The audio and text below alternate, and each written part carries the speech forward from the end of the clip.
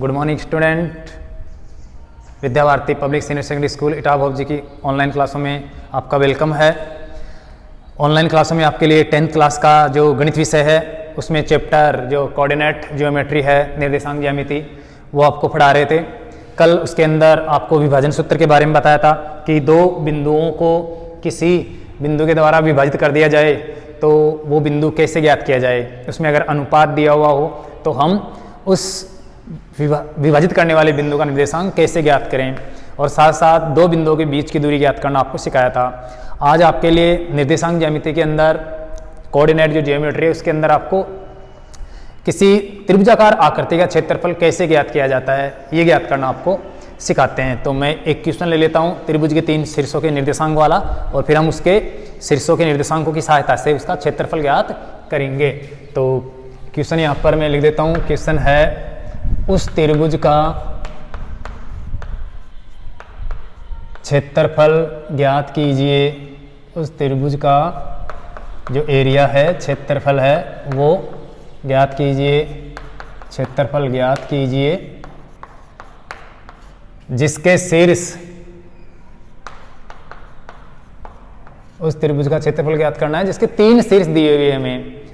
कोई से भी 3 शीर्षों के निर्देशांक हो सकते हैं, उनको काम में लेकर, यूज में लेकर हमें उसका क्या करना है, क्षेत्रफल ज्ञात करना है। तो जिनके शीर्ष है -3 -2, और दूसरा शीर्ष ले लेते हैं 5 -2, और तीसरा शीर्ष ले लेते हैं 4 5 ले लेते हैं, जो भी कुछ 5 या 4 ले लेते हैं।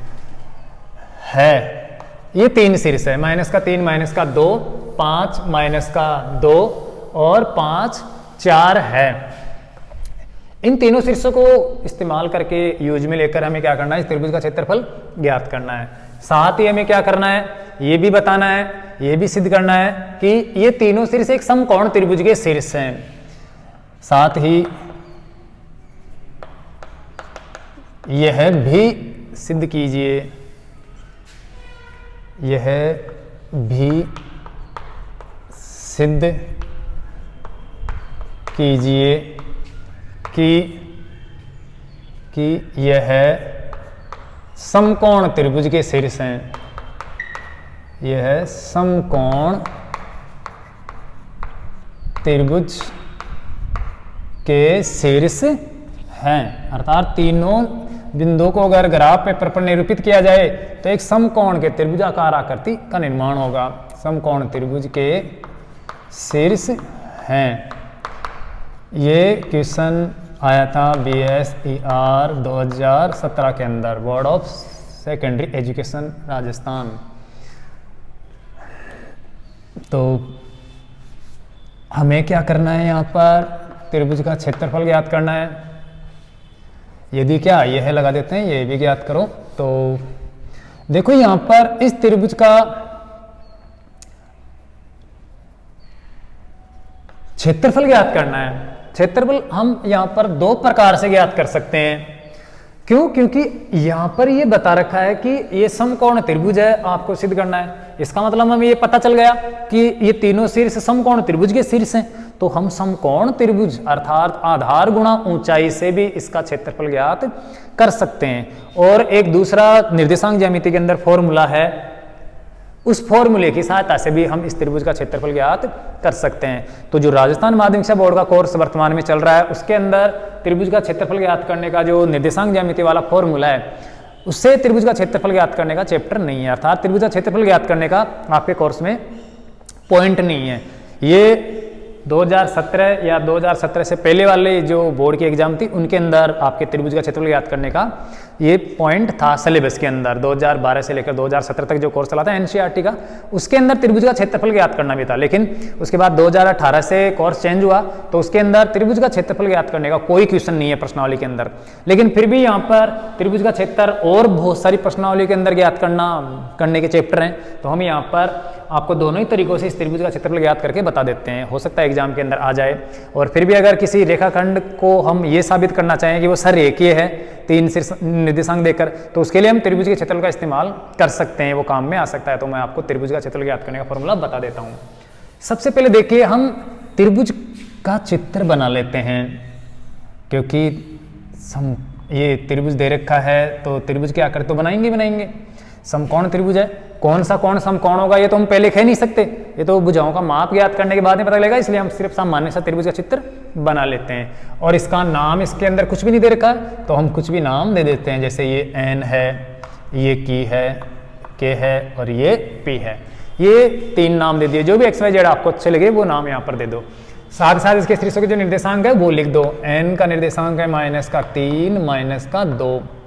के का निर्देशांक मान लो कहीं पर भी लगा सकते हो आप, चाहे इस पर कहीं पर भी कोई सा भी निर्देशांक अंकित कर दो। तीनों शीर्षों पर तीनों निर्देशांक आपको अंकित करने, चाहे यहाँ पर वो लिख लो चाहे वो वहाँ पर कहीं पर भी, इससे कोई फर्क नहीं पड़ेगा आपको। तो दूसरा निर्देशांक लिख लेता हूँ मैं 5 और -2, और तीसरा है P 5 और 4 है। हमें इसका क्षेत्रफल ज्ञात करना है निर्देशांक ज्यामिति के अंदर जो फॉर्मूला है उससे। तो सबसे पहले हम यहाँ पर हल लिखते हैं और मान लेते हैं, माना n, क्या निर्देशांक मान लिया उसको, n मान लिया, -3 -2, r क्या k माना है तो k है 5 -2 तथा p क्या है 5 और 4 है, ये मान लिया। अब देखिए यहाँ पर x के 3 निर्देशांक है और y के भी 3 निर्देशांक है। एक x का मान -3 है, एक 5 है और एक यहाँ पर 5 है। y के भी ऐसे 3 निर्देशांक हैं, तो इनमें से हम एक को x1 मानेंगे, एक को x2 मानेंगे और एक को x3 मानेंगे। कोई से कोई मान सकते हैं x1 x2 x3, और एक को y1 मानेंगे, एक को y2 मानेंगे और एक को y3 मानना है। लेकिन आपको ये ध्यान रखना है कि जहाँ पर आप x1 मानोगे उसके साथ वाला जो y वाला निर्देशांक है वो y1 होगा, जिसको आप x2 मानोगे उसके साथ जो y का निर्देशांक आता है कोटिमान, वो आपको y2 मानना है। तो इस प्रकार से x2 वहाँ पर y2, जहाँ पर x3 वहाँ पर y3 आपको मान लेना है। अब देखो त्रिभुज का क्षेत्रफल ज्ञात करने का फॉर्मूला क्या है। निर्देशांक ज्यामिति में, निर्देशांक ज्यामिति या निर्देश दिए हुए हो तो उससे क्षेत्रफल, निर्देशांक ज्यामिति में त्रिभुज का क्षेत्रफल, कोई सा भी त्रिभुज हो, यहाँ पर ये कोई जरूरी नहीं है कि ये समकोण त्रिभुज हो तो ये सूत्र काम में आएगा। बस आपको अगर 3 शीर्षों के निर्देशांक मिल जाते हैं तो आप किसी भी त्रिभुज का क्षेत्रफल ज्ञात कर सकते हो इस फॉर्मूले से जो मैं आपको बता रहा हूं। तो निर्देशांक ज्यामिति में त्रिभुज का क्षेत्रफल बराबर ये है 1/2 इंटू कोष्टक x कोष्टक y minus y plus x कोष्टक y minus y plus x कोष्टक y माइनस y। देखो इस प्रकार से थोड़ा बड़ा सूत्र आपको दिख रहा है तो इसका मतलब ये नहीं है कि ये सूत्र कठिन है, डिफिकल्ट है, अभी तक पूरा नहीं हुआ है ये सूत्र।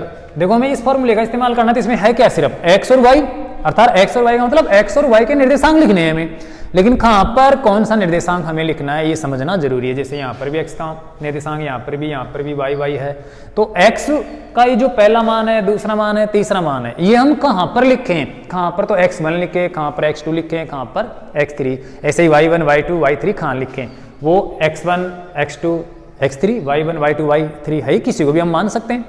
तो हमें यहाँ पर भी इनके x1 x2 x3 ऐसे लगाना है, तो आप क्या कर दो, x के तो नंबर लगा दो 123, अर्थात जैसे क्रम से x1 x2 और ये है x3, तो ये हो गया x1 x2 x3। अब रही बात y की, y कहाँ पर x2, कहाँ पर x1, कहाँ पर y1 y2 y3 आएगा, तो उसके लिए आप y के लिए नंबरिंग लगा दो 23 31 12, इस प्रकार से इनके ये नंबर दे दो, अर्थात y पहले क्या है 2, तो y2 माइनस y3 ऐसे, फिर दूसरे सेट के अंदर 31 अर्थात y3 माइनस y1 और उसके बाद y1 माइनस y2, ये आपका फॉर्मूला हो गया। वर्ग मात्रक आप लिख सकते हो क्योंकि क्षेत्रफल वर्ग में आता है। तो ये फॉर्मूला आपको त्रिभुज का क्षेत्रफल ज्ञात करने के लिए इस्तेमाल करना है। एक बार फिर से बता देता हूं मैं, त्रिभुज का क्षेत्रफल ज्ञात करने का सूत्र 1/2 कोष्टक x1 बड़ा कोष्टक x1 कोष्टक y3 minus y2 plus x2 कोष्टक y3 minus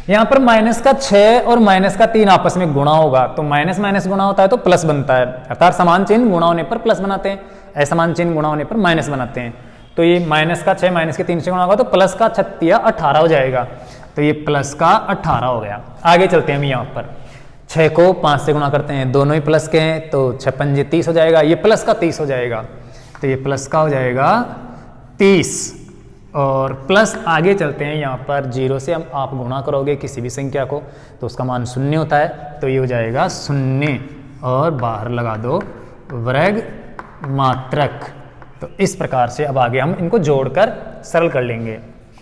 देखो यहाँ पर 1/2 इंटू जोड़ते हैं 30 और 18 मिलकर 30 और 18 जोड़ लो आप, 48 हो गया, तो ये हो गया 48। 0 है इससे कोई मतलब नहीं है, जुड़ेगा तो वही रहेगा वर्ग मात्रक। अब 48 के अंदर 2 का भाग देंगे या 48 को 1 से गुणा करेंगे अंश के अंदर, तो ये होगा 48/2 वर्ग मात्रक। और 48 में 2 का भाग देंगे तो कितना जाएगा, 24 दूना 48, ये 24 वर्ग मात्रक आ गया त्रिभुज का क्षेत्रफल। 24 वर्ग मात्रक आ गया इस त्रिभुज का क्षेत्रफल। अब देखो इसने ये कह रखा है कि यह भी सिद्ध करो कि ये समकोण त्रिभुज के शीर्ष हैं। अब देखो समकोण त्रिभुज के का क्या गुण होता है, समकोण त्रिभुज के बारे में हम क्या बताएं ऐसा कि वो समकोण त्रिभुज साबित हो जाए। तो आपको पता है या तो कोई सा कोण 90 डिग्री हो त्रिभुज का, अगर त्रिभुज का एक कोण 90 डिग्री है तो हम कह सकते हैं कि समकोण त्रिभुज है, लेकिन यहाँ पर तो हम कोई कोण निकाल नहीं सकते क्योंकि कोणों के बारे में तो यहाँ पर कुछ दे ही नहीं रखा है, कौन सा कोण समकोण हो या निकाले भी कैसे निकाले, है समकोण तो हमारे पास दूसरा विकल्प है भुजाओं के आधार पर इस त्रिभुज का पता करना।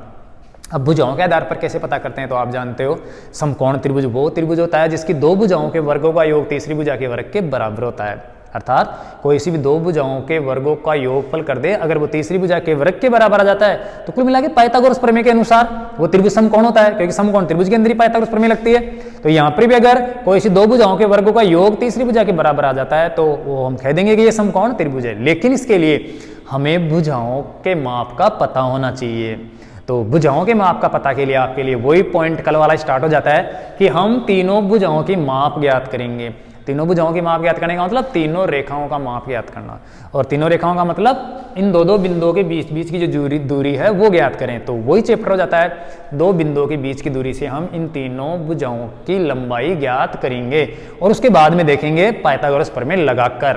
तो अब आपका कल वाला चैप्टर स्टार्ट होता है 2 बिंदुओं के बीच की दूरी। तो देखो यहां पर मैं फॉर्मूला लगा देता हूं, 2 बिंदुओं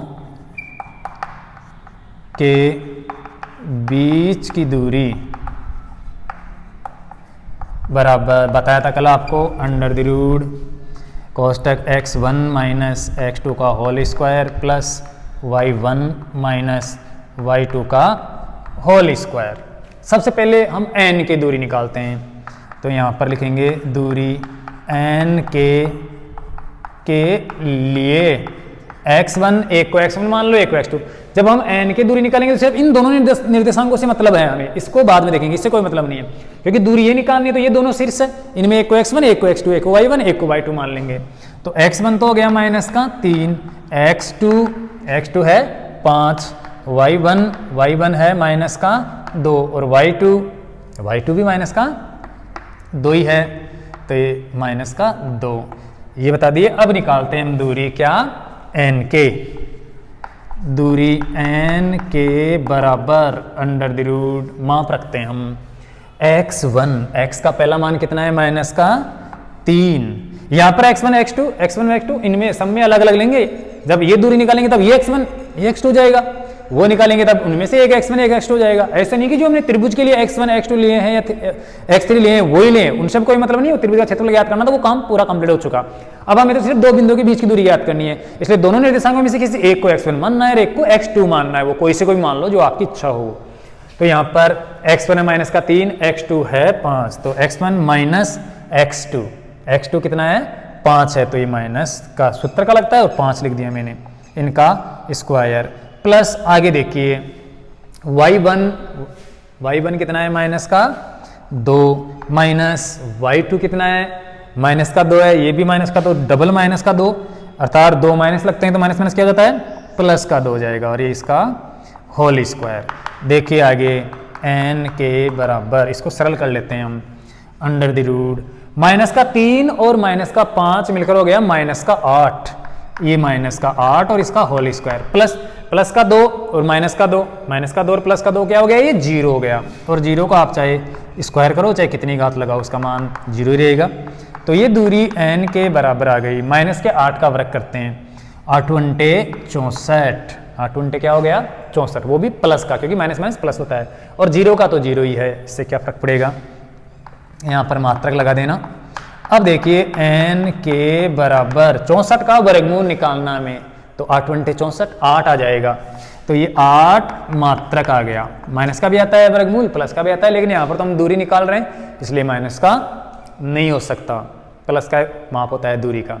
तो ये आ गई n के। अब निकालते हैं हम kp, तो दूरी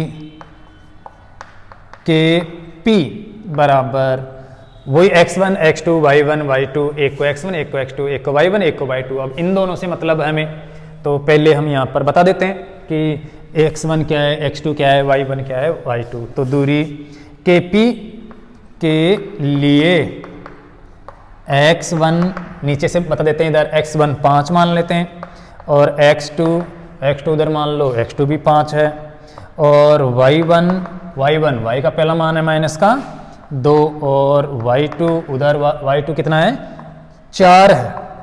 अब हम दूरी निकालते हैं, दूरी kp बराबर, फॉर्मूला आपको फिर से लगा देना है, मैं आपको यहाँ पर सीधे मान रख के बता देता हूँ क्योंकि वही फॉर्मूला दोबारा लिखूंगा, आप एग्जाम में लिखना है ऐसा करना। तो x1 माइनस x1 देखिए 5 माइनस x2 कितना है 5 और इसका होल स्क्वायर, प्लस y1 है माइनस का 2 और माइनस y2 कितना है 4 और इसका होल स्क्वायर। और अब हम सरल करते हैं इसको, -5 में 5 गया तो ये तो 0 हो गया, तो अंडर द रूट ये तो 0 और 0 का वर्ग भी 0 होता है, प्लस इधर देखिए माइनस का 4 और माइनस का 2, माइनस का 4 और माइनस का 2 हो गया माइनस का 6 और इसका वर्ग, तो बराबर कितना हो गया 6 6 36 और ये 0, तो ये अंडर द रूट कितना आ गया 36। और माप निकालते हैं तो कितना आ जाएगा 36 का वर्गमूल आ गया 6, तो ये kp जो दूरी है वो 6 हो गई यहाँ पर, जबकि ये n के कितनी आई थी 8 आई थी। अब एक दूरी और बची है वो निकाल लेते हैं, ये बचा, अर्थात यहाँ पर ये आ गई 6 मात्रक, ये है 8 मात्रक, और ये और ज्ञात करनी है हमें, वो कितनी आती है कौन np। तो देखो दूरी np के लिए हम बताएंगे x1, उधर से देख लो, किसी को भी x1 मान लो किसी को भी x2 मान लो, इधर से मान लो x1 5 है, x1 बराबर 5, x2 एक x1 तो एक x2 होगा, x2 है माइनस का 3 तो x2 माइनस का 3, y1 है 4 और y2 ऊपर वाला क्या है माइनस का 2, तो ये y2 है माइनस का 2। और अब दूरी कौन सी np बराबर वही दूरी का फॉर्मूला लगाना है आपको, under the root x1 minus x2 का whole square plus y1 minus y2 का होल स्क्वायर, और फिर माप रखते हैं, तो मैं यहाँ पर सीधे माप रख देता हूँ, आपको सूत्र भी लगाना है। x1 कितना है 5 माइनस 3, माइनस माइनस डबल आ जाता है तो क्या आ जाता है प्लस, तो ये प्लस का 3 और इसका होल स्क्वायर, प्लस y1 है 4 माइनस y2 वो माइनस का है 2, इसलिए माइनस माइनस क्या करेंगे यहाँ पर प्लस का चिन्ह लगा देंगे, ये आपको ध्यान रखना है मैं क्या कर रहा हूँ। अब इसको सरल करते हैं, तो np बराबर 5 और 3 8 हो गया, 5 और 3 प्लस कितना हो गया 8, और समझदार हो 5 और 3 8 का हमें वर्ग करना है, तो मैं सीधे ही 5 और प्लस 3 8 का वर्ग कर देता हूँ, 8 अंटे 64 प्लस आगे देखो 4 और 2 6 होता है, 6 का मुझे वर्ग करना है, तो 6 6 36 हो गया, ये 36। अब हम क्या कर लेते हैं इनको जोड़ लेते हैं, तो कितना हो गया 36 और 64 हो गया पूरे 100 और 100 का वर्गमूल निकालेंगे तो NP का माप आ जाएगा 10। तो ये 10 मात्रक आ गई, ये है 10 मात्रक। ये वर्ग मात्रक यहाँ पर सूत्र का था मात्रक, ये यहाँ पर मात्रक लगा देते हैं, ये वर्ग मात्रक इसमें। तो हमने ये तीनों भुजा निकाल ली। अब देखो तीनों भुजाओं का माप तो आ गया, लेकिन अब इनमें हम पाइथागोरस प्रमेय का प्रयोग करके देखें, अगर वो यहाँ पर लागू होता है तो ये समकोण त्रिभुज है, नहीं तो नहीं है। तो देखिए पाइथागोरस प्रमेय, प्रमेय से क्या होता है, कर्ण स्क्वायर बराबर लंब स्क्वायर प्लस आधार स्क्वायर होता है। तो यहां पर हम इनको जोड़ के देख लेते हैं। अब कर्ण तो आप समझदार हो, सबसे बड़ा माप कर्ण ही हो सकता है, अगर है तो सबसे बड़ी भुजा का माप समकोण त्रिभुज में कर्ण का ही होता है। इसका मतलब 10 का वर्ग ले लेते हैं हम, 10 का वर्ग बराबर बाकी दो छोटी भुजाओं का वर्ग अर्थात 8 का वर्ग प्लस 6 का वर्ग। तो देखिए 10 का वर्ग होता है कितना 100, तो ये 100 बराबर 8 1 कितना होता है 64 प्लस 6 कितना होता है 36। अब इन दोनों को जोड़ते हैं तो 100 बराबर कितना हो गया 100 हो गया। इसका मतलब ये समकोण त्रिभुज के शीर्ष हैं। अतः दिए गए शीर्ष समकोण त्रिभुज के हैं। किसके हैं, समकोण त्रिभुज के हैं। इसका मतलब ये भी सिद्ध हो गया कि ये समकोण त्रिभुज है, ये इति सिद्धम, और क्षेत्रफल भी आ गया। अब देखिए मान लेते हैं राजस्थान माध्यमिक बोर्ड वाले पेपर में आ जाता है ये, तो उसके अंदर तो त्रिभुज का क्षेत्रफल ज्ञात करने का कोई फॉर्मूला ही नहीं है, तो फिर इस त्रिभुज का क्षेत्रफल कैसे ज्ञात किया जाए। तो यहां पर इसने ये कह रखा है कि समकोण त्रिभुज आप सिद्ध करो, तो समकोण त्रिभुज का क्षेत्रफल तो हम आधार गुणा ऊंचाई से भी ज्ञात कर सकते हैं। ध्यान देना, ये इसका समकोण हुआ 90 डिग्री कोण हुआ। हालांकि 90 की तरह ये नहीं दिख रहा है, लेकिन फिर भी कर्ण या सबसे बड़ी भुजा कर्ण है, यहां पर मानना पड़ेगा हमें। ये कर्ण इनमें से एक आधार हो जाएगी और एक लंब हो जाएगी, एक भुजा लंब मान लेंगे। ये 90 डिग्री ही होगा, ये जरूरी है, चाहे 90 की तरह नहीं दिख रहा हो, क्योंकि तो मैंने चित्र बनाया था पहले पता नहीं था कि कौन सा कोण 90 डिग्री आएगा, लेकिन अब ये समकोणी है। तो यहां पर समकोण त्रिभुज का क्षेत्रफल तो क्या होता है, आधार गुणा ऊंचाई, आधार गुणा ऊंचाई से भी निकाल सकते हैं। तो यहां पर इस त्रिभुज के सूत्र का इस्तेमाल करने की कोई आवश्यकता नहीं है। देखो इसको ऐसे भी निकाल सकते हैं, समकोण त्रिभुज का क्षेत्रफल बराबर आधार गुणा ऊंचाई, और यहां पर आधार कितना है, कोई सा भी मान लो, 8 गुणा 6 और बटे हुए 2 का ध्यान रखना, बटे 2 का भाग भी देना है। तो 8 गुणा 6 बटे 2, तो ये हो जाएगा 8 गुणा 6 बटे हुए 2 मात्रक, और 8 छके 48 बटे हुए 2 मात्रक, तो आ जाएगा ये 24 मात्रक। जो क्षेत्रफल हमने यहां पर निकाला था वही इस समकोण त्रिभुज की भुजाओं के आधार पर आ गया। तो इस प्रकार से हम इस त्रिभुज का क्षेत्रफल आधार गुणा ऊंचाई से भी निकाल सकते हैं, लेकिन आपको ध्यान रखना है कि अगर 3 निर्देशांक दिए हुए हों और उसका क्षेत्रफल, उनसे बनने वाले त्रिभुज का क्षेत्रफल ज्ञात करना हो, तो उसके लिए हमें ये फॉर्मूला ही इस्तेमाल करना पड़ेगा इस प्रकार से। या आपके पास एक तीसरा विकल्प और है, वो है हीरो का सूत्र, हीरोन का सूत्र। उससे भी आप त्रिभुज की तीनों भुजाओं के माप दिए हुए हों तो आप हीरो के सूत्र से भी क्षेत्रफल ज्ञात कर सकते हो, और वो है हीरो का सूत्र, त्रिभुज का क्षेत्रफल बराबर अंडर द रूट एस कोष्टक एक्स एस माइनस ए गुणा एस माइनस बी गुणा एस माइनस सी। उससे भी आप यहाँ पर ज्ञात कर सकते हो, लेकिन यहाँ पर उससे ज्ञात करना इस त्रिभुज के लिए तो आसान है, क्योंकि भुजाओं का माप सीधा सीधा है, अंडर द रूट में नहीं है, 10 8 7 है। लेकिन अगर ये अंडर द रूट के अंदर माप आ जाए, क्योंकि कैसे भी आ सकते हैं, तो फिर उस हीरो के सूत्र से क्षेत्रफल ज्ञात करना बहुत ही मुश्किल हो जाएगा। हालांकि ज्ञात किया जा सकता है, लेकिन आपके लिए थोड़ा मुश्किल हो जाएगा। तो फिर आप निर्देशांक ज्यामिति वाले सूत्र का इस्तेमाल किया करो अगर ये निर्देशांक दिए हुए हों तो आप इस प्रकार से दो तरीकों से इसका क्षेत्रफल ज्ञात कर सकते हो। अगर ये तीनों निर्देशांक दिए हुए हैं तो पहले आप तीनों भुजाएं ज्ञात करो दूरी के सूत्र से, और फिर भुजाओं के प्राप्त करने के बाद आप हीरोन का सूत्र लगाकर त्रिभुज का क्षेत्रफल ज्ञात कर लो। लेकिन उसमें दिक्कत हो सकती है कि अंडरड्यूड में अगर भुजाओं का माप आए तो फिर आप ऐसे ज्ञात करने में ही परेशान हो जाओगे और फिर उसको सरल करना है, आगे हल करना है, तो वो मुश्किल काम है। बाकी अगर आप सही तरीके से करोगे तो जरूर उसका क्षेत्रफल आ जाएगा। बाकी दूसरा सिंपल सा तरीका है, तीन निर्देशांक दिए हुए हैं तो ये सीधा ही 1/2 cos x1 गुणा y2 minus y3 plus x2 गुणा y3 minus y1 plus x3 गुणा y1 माइनस y2।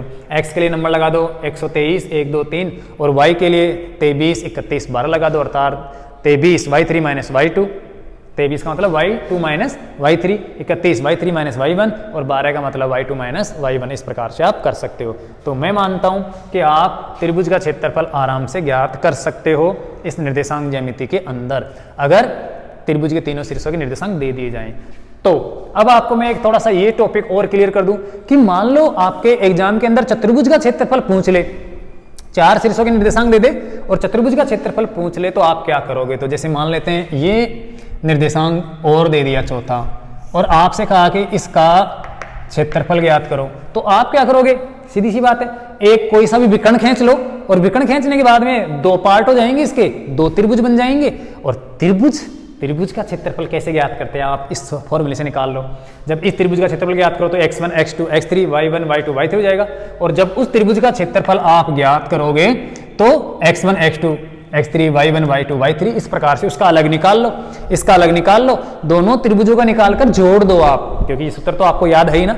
दोनों त्रिभुजों के क्षेत्रफल का योगफल ही पूरे चतुर्भुज का क्षेत्रफल हो जाएगा। लेकिन आपको ये ध्यान रखना है कि अगर इन दोनों त्रिभुजों में से किसी एक त्रिभुज का या दोनों त्रिभुजों का क्षेत्रफल माइनस में आता है तो आपको प्लस में मान लेना है। अंत के अंदर लास्ट में जब क्षेत्रफल माइनस का आए तो उसको प्लस का मानना है, क्योंकि क्षेत्रफल माइनस में नहीं होता है। तो इस निर्देशांक ज्यामिति से क्षेत्रफल माइनस का भी आ सकता है, लेकिन उसको हम पॉजिटिव मान लेते हैं, इसलिए माइनस का आए तो प्लस का कर लेना, इसका भी माइनस का आए तो प्लस का कर लेना और फिर आपस में जोड़ना, वो योगफल ही चतुर्भुज का क्षेत्रफल हो जाएगा। तो इस प्रकार से आप चतुर्भुज का क्षेत्रफल भी आराम से आसानी से ज्ञात कर सकते हो दो त्रिभुजों में बांटकर, क्योंकि आपके पास निर्देशांक होंगे। तो अब मैं मानता हूं कि आपका ये निर्देशांक ज्यामिति का जो चैप्टर है वो क्लियर हो गया होगा। प्रश्न और भी बहुत सारे हैं, अगर कोई सा प्रश्न नहीं आए तो आप कमेंट्स करके आपके मोबाइल नंबर या व्हाट्सअप आप कर सकते हो, जिससे हम व्हाट्सअप पर आपको उसका सॉल्यूशन भेज सकें। तो मैं अब इसको मिटा देता हूँ और अब मैं एक नया क्वेश्चन लेता हूँ नए चैप्टर का। आपकी जो संख्या पद्धति प्रश्नावली है उसमें से एक महत्वपूर्ण क्वेश्चन है जो ज़्यादातर बोर्ड में आता रहता है, अपरिमेय संख्याओं वाला।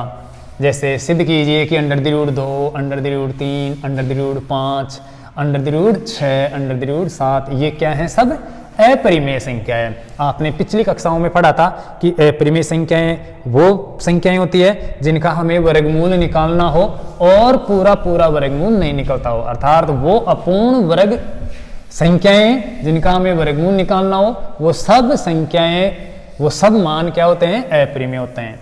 जैसे √2 अपरिमेय संख्या है, √3 भी अपरिमेय संख्या है, √5 भी क्या है, अपरिमेय संख्या है, और √6, √7 कुल मिला के इस प्रकार से जो पूर्ण वर्ग नहीं है उन सब का वर्गमूल हमेशा अपरिमेय आता है।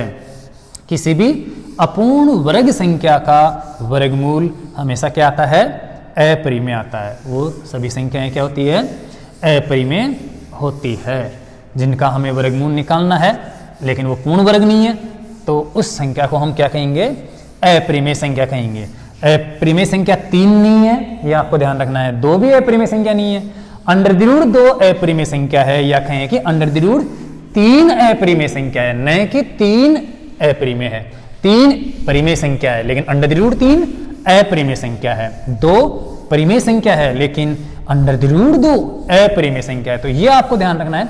बहुत सी बार हम ये गलती कर देते हैं, हम 2 को अपरिमेय मान लेते हैं ये सोचकर कि 2 का तो पूरा पूरा वर्गमूल निकलता ही नहीं है, तब हम उसको अपरिमेय कह देते हैं। तो 2 अपरिमेय नहीं है, जब उसका वर्गमूल निकालना हो, उसको रूट के अंदर ले लें, तब वो 2 √2 जो 2 है वो क्या बन जाएगा, अपरिमेय बन जाएगा। तो ऐसे ही एक क्वेश्चन ले लेता हूं मैं, चाहे √2 हो, √3 हो, √5 हो, अंडर द रूट 6 हो, सबको सिद्ध करने का एक ही तरीका है। तो मैं यहाँ पर सबसे महत्वपूर्ण प्रश्न ले लेता हूँ 2016 के अंदर आया हुआ। सिद्ध कीजिए कि अंडर द रूट 6 एक अपरिमेय संख्या है। तो देखो क्वेश्चन, सिद्ध कीजिए कि अंडर द रूट 6 एक अपरिमेय संख्या है। BSER 2016। देखो अंडर द रूट 2 एक अपरिमेय संख्या, अंडर द रूट 3 एक अपरिमेय संख्या है, अंडर द रूट 5 एक अपरिमेय संख्या है। इनको सिद्ध करना तो थोड़ा आसान है, लेकिन अंडर द रूट 6 को हम सिद्ध करेंगे तो इसमें एक विशेष महत्वपूर्ण बात है, वो आपको भी मैं सिद्ध करूंगा तब बताऊंगा। देखो अपरिमेय सिद्ध करना है हमें, पहले आपको ये पता होना चाहिए कि अपरिमेय संख्या क्या होती है और साथ ही साथ परिमेय संख्या क्या होती है। तो परिमेय संख्या मैं आपको बता दूं, ऐसी संख्या जिसको एक भिन्न के रूप में हम व्यक्त कर सकें, अर्थात अंश बटे हर के रूप में हम लिख सकें, वो परिमेय संख्या होती है। लेकिन हर उसका 0 नहीं होना चाहिए, ये तो आप भी जानते हो। अगर किसी संख्या का हर 0 होगा तो उसका तो मान ही अनंत हो जाएगा, क्योंकि 0 से डिवाइडेशन करने पर अनंत मान आता है, अपरिभाषित मान आता है। तो किसी भी संख्या को भिन्न के रूप में, अंश बटे हर के रूप में, या आप सामान्य भाषा में कहते हो कि P बटे Q के रूप में हम व्यक्त कर सकें, तो वो परिमेय संख्या होती है। और जिन संख्याओं को हम P बटे Q के रूप में व्यक्त न कर सकें, वो क्या होती है? अपरिमेय संख्या होती है, या कोई और अन्य अनंत संख्या होती है। लेकिन बात यह है कि परिमेय संख्या में और क्या गुण होता है, ये आपको मैं बता देता हूं। एक तो परिमेय संख्या को अंश बटे हर के रूप में लिख सकते हैं। दूसरा, परिमेय संख्या के अंश और हर में कोई भी उभयनिष्ठ गुणनखंड नहीं होना चाहिए।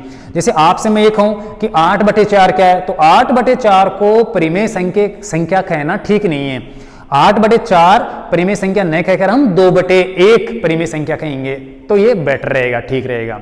तो 8 बटे 4 या 4 बटे 8 परिमेय संख्या का रूप नहीं होता है, क्योंकि परिमेय संख्या के अंश और हर में कोई भी उभयनिष्ठ गुणनखंड नहीं होता है, ये आपको ध्यान रखना है। दूसरी बात, परिमेय एक के अलावा ये ध्यान रखना है, अंश और हर में एक तो उभयनिष्ठ गुणनखंड हो गए, वो तो सब में रहता है, क्योंकि एक तो सबसे गुणा रहता है। तो एक के अतिरिक्त कोई भी उभयनिष्ठ गुणनखंड नहीं होना चाहिए अंश और हर के अंदर, और साथ ही हर उसका 0 नहीं होना चाहिए, तो वो परिमेय संख्या का रूप होता है। तो हम क्या करते हैं, थोड़ी देर के लिए इस अंडर द रूट 6 को एक अपरिमेय संख्या मान लेते हैं।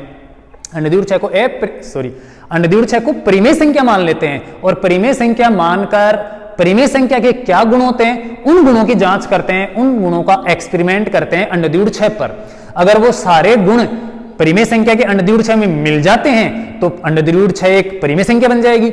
और अगर किसी परिमेय संख्या के गुण में ये फॉल्ट होती है, अर्थात कोई सा गुण नहीं मिलता है परिमेय संख्या का, तो फिर ये अंडर द रूट 6 एक अपरिमेय संख्या बन जाएंगी। तो कुल मिला के हमें अंडर द रूट 6 को लेकर उस पर एक्सपेरिमेंट करना है, किसका? परिमेय संख्याओं के गुणों का। अगर परिमेय संख्या के सभी गुण इसमें मौजूद है अंडर द रूट 6 के अंदर, तो अंडर द रूट 6 एक परिमेय संख्या होगी, और अगर कोई सा भी गुण मौजूद नहीं है अंडर द रूट 6 के अंदर, तो वो एक अपरिमेय संख्या कहलाएगी, वहीं पर वो अपरिमेय सिद्ध हो जाएगी। तो मान लेते हैं थोड़ी देर के लिए, यहां पर देखो, हल माना अंडर द रूट 6 एक परिमेय संख्या है। अब परिमेय संख्या है तो परिमेय संख्याओं के गुण होनी चाहिए, क्या क्या?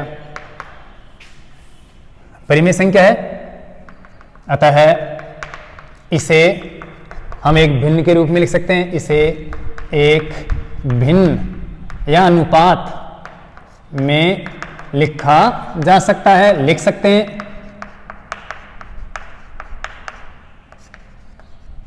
अर्थात हम इसको क्या करेंगे, अंश बटेवे हर के रूप में लिख सकते हैं, अंश बटे हर। और मान लेते हैं अंश और हर कोई भी, कुछ भी x y z कोई मान है, यहां पर ले लेता हूं मैं, अर्थात बराबर n बटेवे k ले लेता हूं मैं। यहां n व k कोई धनात्मक पूर्णांक है। क्या है? धनात्मक पूर्णांक, धनात्मक संख्या है। x y z a बटे b p बटे q भी ले सकते हो आप, कुछ भी ले लो, अंश बटे हर होना चाहिए, और अंश और हर में कोई भी धनात्मक पूर्णांक होनी चाहिए, लेकिन हर 0 नहीं होना चाहिए। तो n व k कोई धनात्मक पूर्णांक है, व k जो बटे में k है वो 0 नहीं है, अर्थात k का मान 0 नहीं है, k does not equal to 0। तथा एन और के में कोई उभयनिष्ठ गुणनखंड भी नहीं होता है, परिमेय संख्याओं के अंश और में कोई भी उभयनिष्ठ गुणनखंड नहीं होता है, तथा एन व के में कोई उभयनिष्ठ गुणनखंड नहीं है, ये मान लेते हैं गुणनखंड नहीं है, तभी तो परिमेय संख्या होगी। नहीं है किसके?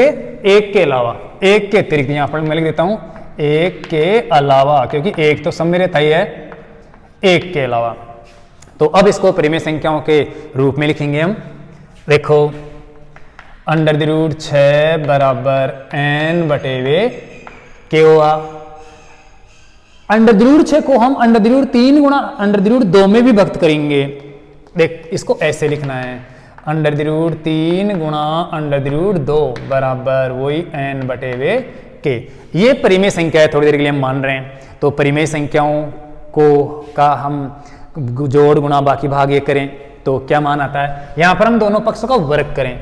देखो दोनों पक्षों का वर्ग करें तो भी दोनों मान परिमेय रहेंगे। वर्ग करने पर क्या होगा? इधर 3 गुणा 2 अर्थात अंडर द रूट हट जाएगा वर्ग करने पर, और इधर हो जाएगा n स्क्वायर बटे वे के स्क्वायर, ये हो जाएगा। बटे में से जो के स्क्वायर उसको इधर ले आओ और इसमें से 3 या 2 में से किसी एक गुणनखंड को उधर ले जाओ, आप भाग दे दो। तो हम इसको पक्षांतर करते हैं इस प्रकार से। देखिए 2 गुणा के स्क्वायर, जब ये के स्क्वायर भाग से इधर आया तो 2 से गुणा हो गया और 3 को इधर लाया तो ये हो गया n स्क्वायर बटे वे 3 हो गया। आ रहा है समझ में?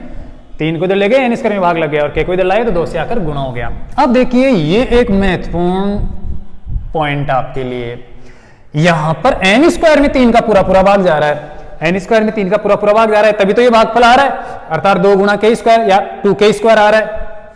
यहां n स्क्वायर को 3 पूर्णतः है क्या कर रहा है? विभाजित, क्योंकि इधर देखो भागफल ही है, शेषफल नहीं है, शेषफल तो यहां पर प्लस 0 है, शून्य, इसका मतलब पूर्णतः विभाजित करता है।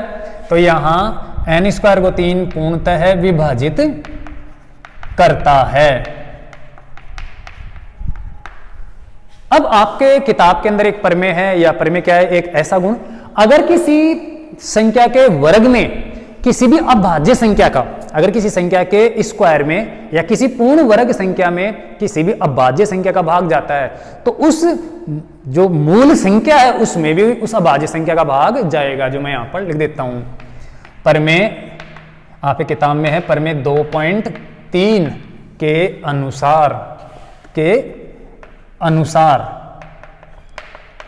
अनुसार यदि किसी पूर्ण वर्ग संख्या में या किसी पूर्णांक के वर्ग में, किसी भी पूर्णांक के वर्ग में, जैसे यहां पर n का वर्ग है, n स्क्वायर के वर्ग में किसी अभाज्य पूर्णांक का पूरा पूरा भाग जाता है, पूरा पूरा भाग जाता है, तो उस मूल संख्या में भी, जो मूल संख्या है जैसे यहां पर n है, उस n में भी, उस मूल संख्या में भी अभाज्य संख्या का, उस अभाज्य संख्या का पूरा पूरा भाग जाएगा, पूरा पूरा भाग जाएगा।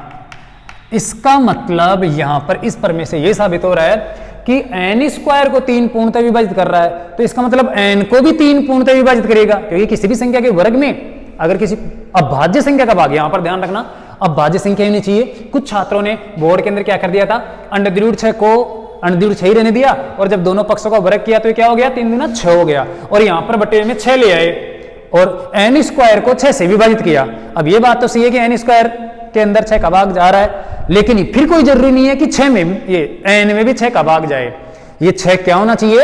अभाज्य संख्या होना चाहिए, अर्थात अभाज्य संख्या का ही भाग अगर किसी संख्या के वर्ग में जा रहा है तो उस संख्या में भी जाएगा। तो यहां पर आपको 6 नहीं लाना है, 6 को टुकड़ों में बांटना है, 3 गुणा 2 करना है और फिर 2 या 3 में से किसी एक अभाज्य संख्या का आपको भाग देकर दिखाना है, तभी वो मूल संख्या में भी भाग गया हुआ माना जाएगा, नहीं तो नहीं माना जाएगा। ऐसे आप कोई सा भी उदाहरण ले सकते हो, किसी भी संख्या के वर्ग में आप अभाज्य संख्या का भाग दो, अगर संख्या के वर्ग में अब भाज्य संख्या का भाग पूरा पूरा जा रहा है तो फिर उस मूल संख्या में भी पूरा पूरा जाएगा, आप ये प्रयोग करके देख लेना। लेकिन अगर वो नीचे वाली संख्या भाज्य संख्या नहीं है और फिर वो किसी भी संख्या के पूर्ण वर्ग को विभाजित कर रही है तो फिर कोई जरूरी नहीं है कि वो उस मूल संख्या को भी विभाजित करे ही। तो प्रमेय 2.3 को अच्छी तरह से आपको समझना है कि अगर किसी संख्या के वर्ग में किसी अभाज्य संख्या का पूरा पूरा भाग जाता है तो उस मूल संख्या में भी उस अभाज्य संख्या का पूरा पूरा भाग जाएगा। इसको इस प्रकार से लिखना है अपने शब्दों में, कैसे भी आप इसको लिख दो। यही प्रमेय 2.3 है जो आपके पाठ्य पुस्तक में दूसरी प्रश्नावली की तीसरी प्रमेय है, इसलिए उसका नाम 2.3 पड़ा है। तो यहां पर हम कह सकते हैं अतः यहां n को, ये यहां पर लिख दिया मैंने, n स्क्वायर को पूर्णतः विभाजित कर रहा है, इसलिए यहां n को 3 पूर्णतः विभाजित करेगा। n स्क्वायर में जा रहा है 3 का भाग तो n में भी जाएगा, विभाजित करेगा। अब आपको पता है कि जब n के अंदर 3 का भाग जाएगा वो भी पूरा पूरा, तो शेषफल नहीं आएगा कुछ भी और कुछ ना कुछ भागफल आएगा, तो भागफल मान लेते हैं r है, करेगा। माना n में 3 का भाग r बार जाता है।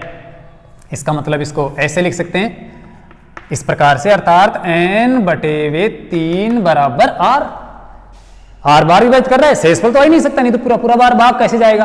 तो n में 3 का भाग देने पर xyz कोई भी भागफल तो आएगा ही आएगा ना, जब पूरा पूरा जाएगा तो वो भागफल मान लेते हैं हम r है, अर्थात कितनी बार जाता है, r बार जाता है। अब इस 3 को उधर ले जाते हैं हम, तो ये हो जाएगा n बराबर 3 गुणा, क्योंकि भागफल को और भाज्य को गुणा कर दें तो भाज्य के बराबर आ जाता है, या यहाँ पर 3 को भाग से उधर ले जाओ तो r से गुणा होगा, तो ये n बराबर 3r हो जाएगा। अब आपका जो यहाँ पर ये चल रहा है 2k स्क्वायर बराबर n स्क्वायर बटे 3, ये जो आपने किया इसमें n की जगह हम 3r लिख देते हैं। तो देखो यहाँ पर समीकरण 2k स्क्वायर बराबर n स्क्वायर बटे 3 में n बराबर 3r रखने पर, देखो ध्यान देना, यहां पर n में 3 का भाग जा रहा है तो 3 n का एक गुणनखंड है। किसी संख्या में अगर किसी संख्या का पूरा पूरा भाग जाता है वो तभी तो जाता है जब उसका वो गुणनखंड होता है। तो n में 3 का भाग जा रहा है तो 3 n का एक गुणनखंड है, ये ध्यान रखना, अर्थात 3 को विभाजित कर रहा है, अर्थात अंश को विभाजित कर रहा है, अंश में इस n में 3 का भाग जा रहा है रखने पर। तो रखते हैं यहां पर 2k स्क्वायर बराबर n स्क्वायर बटे वे 3, n स्क्वायर कर दिया, n का मान कितना है 3r। तो यहां पर देखो 2k स्क्वायर बराबर 3 तिया 9 r स्क्वायर बटे 3, और अब 3 का भाग देते हैं किसमें, 9 में, तो कट जाएगा ये और आ जाएगा कितना 2k स्क्वायर बराबर 3r स्क्वायर बराबर 3r स्क्वायर। अब इस 3 को इधर ले आते हैं हम और 2 को इधर ले आते हैं, पक्षांतर करते हैं जिससे कि 3k स्क्वायर के अंदर बटे में आ जाए। तो ये k स्क्वायर बटे में 3 इधर गुणा से आएगा तो 3 का भाग लग जाएगा, इधर r स्क्वायर रह जाएगा, ये 2 गुणा से आएगा तो इसका क्या हो जाएगा, यहाँ पर भाग लग जाएगा। अब यहाँ पर देखिए 3 किसको पूर्णतः विभाजित कर रहा है, k स्क्वायर को, अर्थात 3 का भाग किसमें जा रहा है, पूरा पूरा k स्क्वायर में, क्योंकि ये भागफल आ रहा है, शेषफल यहाँ पर 0 है, इसका मतलब पूर्णतः विभाजित कर रहा है और कुछ नहीं है। तो यहाँ k स्क्वायर में 3 का पूरा पूरा या पूर्णतः विभाजित करता है, पूरा पूरा भाग जा रहा है, भाग जाता है। तो वही प्रमेय 2.3, यही प्रमेय, जैसे अभी n स्क्वायर के अंदर 3 का पूरा पूरा भाग गया था तो इसका मतलब n में भी 3 का पूरा पूरा भाग जाएगा। यहाँ पर k स्क्वायर में 3 का पूरा पूरा भाग जा रहा है, इसका मतलब k में भी जाएगा।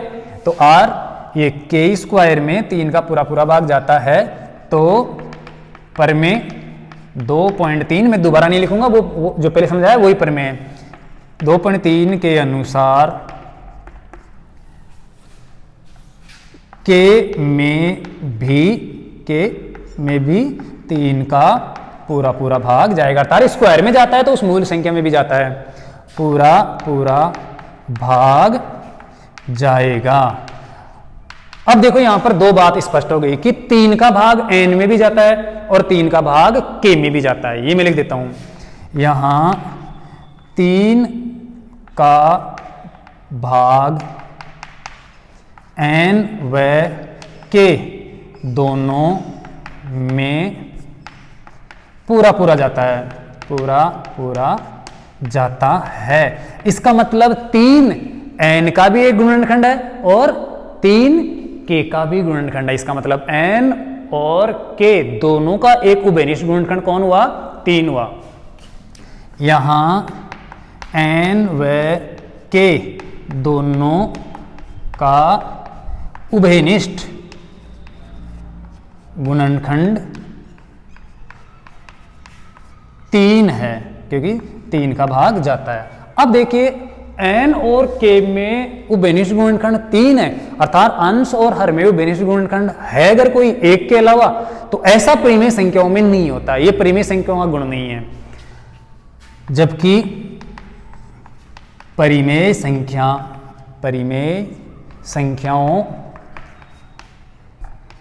संख्याओं के अंश व हर में कोई उभयनिष्ठ गुणनखंड नहीं होता है, अंश और हर में कोई भी उभयनिष्ठ गुणनखंड नहीं होता है। जबकि यहां पर क्या आ रहा है, n और k के अंदर 3 का पूरा पूरा भाग जा रहा है, अर्थात दोनों के अंदर 3 उभयनिष्ठ गुणनखंड है, कोई भी उभयनिष्ठ गुणनखंड नहीं होता है। अतः यहां परिमेय संख्याओं का गुण नहीं आ रहा है, क्योंकि परिमेय संख्याओं के अंश और हर में कोई भी उभयनिष्ठ गुणनखंड नहीं होता है एक के अलावा। जबकि यहां पर अभी मैंने क्या साबित किया कि n में भी 3 का पूरा पूरा भाग जा रहा है, k के अंदर भी अर्थात अंश में भी 3 का पूरा पूरा भाग जा रहा है और हर के अंदर भी 3 का पूरा पूरा भाग जा रहा है। तो अंश और हर दोनों के अंदर कम से कम 3 तो उभयनिष्ठ गुणनखंड है, क्योंकि 3 पूर्णतः विभेद कर रहा है। इसका मतलब अंश और हर का 3 एक उभयनिष्ठ गुणनखंड हुआ। जबकि परिमेय संख्याओं के अंश और हर में कोई भी उभयनिष्ठ गुणनखंड नहीं होता है, और अगर ये गुण ऐसा आ जाता है तो परिमेय संख्याओं का नहीं होता, इसका मतलब परिमेय संख्या नहीं है, तो कोई भी उभयनिष्ठ गुणनखंड नहीं होता है। अतः √6 एक परिमेय संख्या नहीं, एक परिमेय संख्या नहीं, क्या होगी? नहीं है, एक अपरिमेय संख्या है, अपरिमेय संख्या है जो हमें सिद्ध करना था। देखो अभी भी आपके ये दिमाग में आ रहा होगा कि जैसे 12/6 हम ले लेते हैं 6, ये 12/6 परिमेय संख्या है या नहीं है? 12/6 परिमेय संख्याओं का सही रूप नहीं है। परिमेय संख्याओं के अंश और हर में कोई भी उभयनिष्ठ गुणनखंड नहीं होना चाहिए, जबकि 12 और 6 के अंदर उभयनिष्ठ गुणनखंड 2 भी है, 3 भी है या 6 भी है। तो ऐसा अगर है तो इसको हम परिमेय संख्या सही ढंग से नहीं मान सकते, ये सही रूप नहीं है। अर्थात 12/6 को हमें लिखना चाहिए 2/1, अर्थात सरलतम रूप। भिन्न का जो सरलतम रूप होता है वही परिमेय संख्याओं का सही रूप होता है। इसलिए भिन्न को सरल करने के बाद में जो मान आता है वही परिमेय संख्याओं के रूप में लिखा जाता है। और यहां पर हमने n/k लिया है, वो एक सरलतम रूप है, अर्थात अंश और हर में कोई भी उभयनिष्ठ गुणनखंड नहीं है। अगर है तो उसको काट कर सरल कर लिया गया, और जो मैंने यहां पर भी लिख भी दिया कि अंश और हर में कोई भी अर्थात n व k में कोई भी उभयनिष्ठ गुणनखंड नहीं है एक के अलावा। जबकि यहां पर जब मैंने ये सिद्ध किया तो यहां पर n के अंदर भी 3 का एक गुणनखंड आया, क्योंकि n के अंदर भी 3 का पूरा पूरा भाग जा रहा है, n को भी 3 पूर्णतः विभेद कर रहा है। और यहां पर देखे तो k स्क्वायर में 3 का भाग जा रहा है, तो k में भी 3 का पूरा पूरा भाग जा रहा है। कुल मिला के अंश में भी 3 का पूरा पूरा भाग जाता है और हर में भी 3 का पूरा पूरा भाग जा रहा है। तो इसका मतलब अंश और हर में 3 उभयनिष्ठ गुणनखंड हुआ, क्योंकि उभयनिष्ठ गुणनखंड है तभी तो जाएगा भाग। जबकि परिमेय संख्याओं के अंश और हर में कोई भी उभयनिष्ठ गुणनखंड नहीं होता है एक के अलावा। जबकि यहां पर तो इसके अंदर उभयनिष्ठ गुणनखंड 3 आ रहा है, इसका मतलब ये परिमेय संख्या का गुण नहीं है, अर्थात ये हमने √6 को अपरिमेय माना, तब ये परिमेय संख्याओं का गुण फाल्ट हुआ। तो इसका मतलब √6 को हमने परिमेय मानकर किया तब जाके ऐसा हुआ। इसका मतलब ये क्या है? एक अपरिमेय संख्या ही है। तो आप नीचे लिख सकते हो कि यह है उभयनिष्ठ गुणनखंड अंडर 6 को परिमेय संख्या मानने से हुआ है, जो परिमेय संख्या वहां गुण नहीं है। इसका मतलब अंडर 6 एक अपरिमेय संख्या ही है। इस प्रकार से आपको ये सिद्ध करना है। ये 2-3 बार बोर्ड के अंदर आ गया, 2015 2016 के अंदर शायद कंटिन्यू लगातार आ रहा है, और अब की बार भी आ जाए तो आप ध्यान रखना ये 3 नंबर का क्वेश्चन आएगा। अगर आएगा तो आप इसको आसानी से सिद्ध कर सकते हो। लेकिन ध्यान रखना है यहाँ पर इस अंडर 6 को अंडर 6 या बटे में 6 ही मत कर लेना। इस प्रकार से आप यहाँ पर 6 कर लोगे तो फिर आप यहाँ पर ये स्पष्ट करोगे कि n स्क्वायर के अंदर 6 का भाग जाता है तो n में भी जाएगा, और फिर k स्क्वायर के अंदर 6 का भाग जाता है तो k में भी जाएगा। लेकिन 6